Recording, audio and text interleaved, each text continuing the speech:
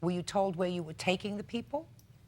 He said the Bel Air Hotel, and it wasn't really clear, but I figured out that it had to be over in Bel Air, which would be... That sounds right. Right. Often, and you'd have to go 405 to Sunset to get there. I knew that. But I didn't know exactly where to go, where the Canyon Road was. We turn off right there. Well, isn't it your responsibility, sir, as the limousine driver, to map a route to the destination where you're supposed to be going? Yes, that's true, but it was sort of last minute. No, it wasn't last minute. You had a day, didn't you? Right. So I do admit that I fault there. Did Miss Buck say to you that it had spoiled the surprise because she had to divulge where the party was going to be held? No, she did not. She never said that to you? No. Look, Miss Buck could have taken a minute out of your birthday party and told that the limousine that he contracted for was unsatisfactory, right? Your Honor, I probably could have done that, but it's hard to catch. You didn't try. You're right. I could have done that. You didn't try. I mean, so what you did was even though it wasn't the service you wanted, and you could have told him to leave. I mean, you could have said, I'm so dissatisfied with you, just drop us off at the Bel Air and we will all take taxi cabs home. It'll be cheaper for us to split up in groups of 2 or 3 and we can all take cabs home for what this is costing me, and I'll take this matter up with on the phone when my party is over.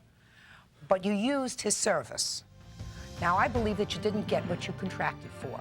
Clearly, I believe you that you told the person that you contracted with that this was a surprise party, that the destination was supposed to be secret. Clearly told this gentleman the destination. Mr. Miller, you did not do your job properly. You're supposed to map out a location. You're supposed to be the driver. That's your job. You're not supposed to rely on the people that you're taking. My problem, Ms. Buck, is that you gave him the check and then stopped payment on the check. That's never a good... You can always sue him for the money, but you chose to stop payment on the check. What I'm trying to figure out is something that's fair and equitable. Mr. Miller was filling in,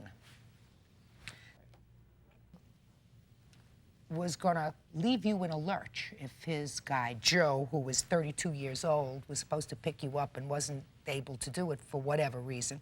So he sent somebody, and he sent Mr. Miller. You used his service to take you home, which suggests to me that it wasn't so terrible. Mr. Miller did provide a service for you. I don't think it was the service, as a matter of fact, that she had requested. What she has described, sir, is inappropriate. But I don't think that she got what she bargained for. I do think, however, that you got some service from Mr. Miller. Now, the cost of his services was $240. So this is one of those cases where I believe he's entitled to something, but not necessarily what he is suing for. So I'm giving him a judgment. Put your hand down, Miss Buck.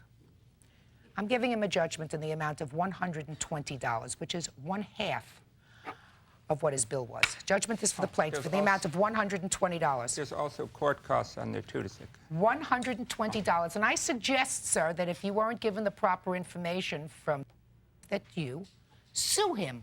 I'm here 5 days a week. Step out, please.